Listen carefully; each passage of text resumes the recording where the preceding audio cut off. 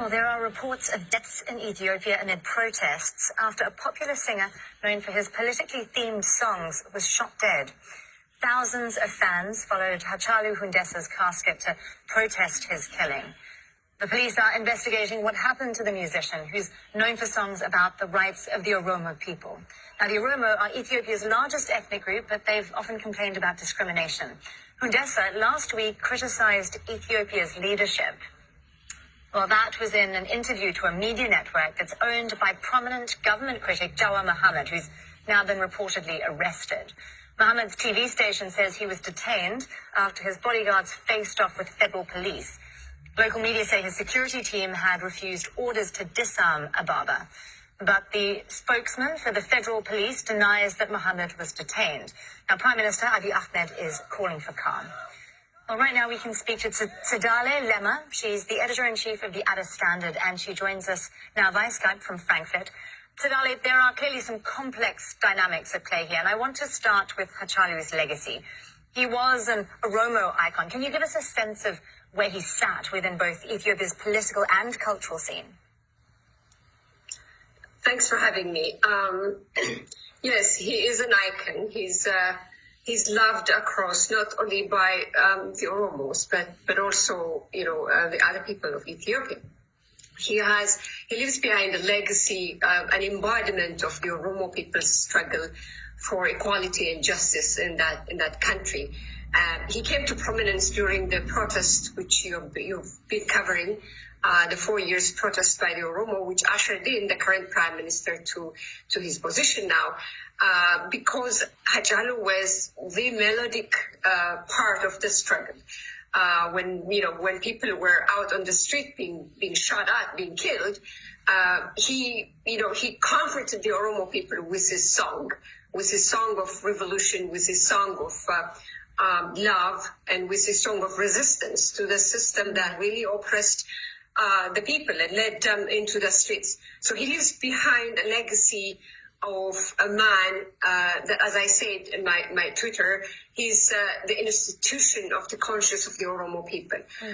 So he's a figure larger than life, and it's very difficult for everyone to comprehend, but not only for the Oromo, but across the board as well, because he's also a singer for romantic songs. He's not just a resistance singer. So it's a big legacy that he leaves behind. Tsadale, as you say, so many of his songs were about the marginalization of the Oromo people, and they were used in protest of previous regimes. Now, I believe the current Prime Minister, Abiy Ahmed, is Oromo himself, but he's also facing some political tensions of his own. Can you talk us through some of the dynamics here? Well, initially there has been a lot of excitement. The Prime Minister has a wide range of acceptance by everyone, but there has been, depleting as we go by. 2 years down the line, a lot of critics are rising against the Prime Minister, the way he handled the transition, the way he,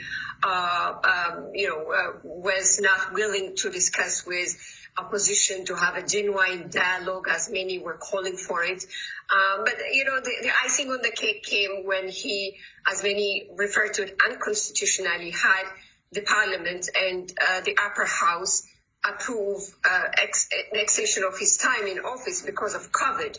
And that was raising a lot of anger, a lot of frustration among a lot, because people wanted him to have a dialogue with the opposition, with the civil society organizations, instead of just having a parliament that is 100% controlled by his own party, rubber stamp an extension of power in the office. So this was raising a lot of eyebrows, not only among the Oromo, but also others. And the people don't know how long this is going to last, because the parliament is now going to tell us when the COVID is going to be over, when it's safe for the Ethiopian people to have an election. So this coming from a prime minister who said, he would help the country transition into a democratic system, whereas many saw it as a return to authoritarianism. So Haacaaluu had an interview last week in which he, directly criticized the way the prime minister was handling the reform, but also he was his outspoken usual self.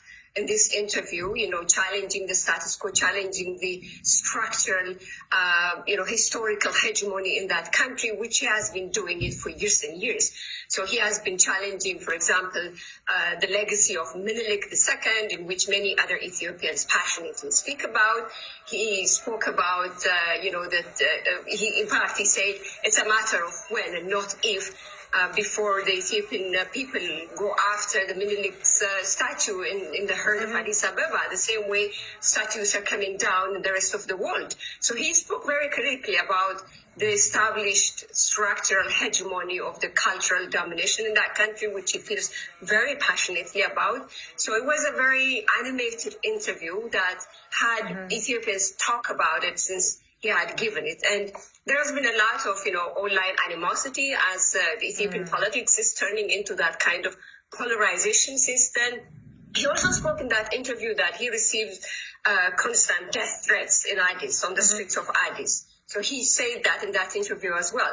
So many things are open for interpretation as we speak now, and we would have to wait and see if the police is going to have a genuine investigation into the killing. Sure, and we'll be bringing you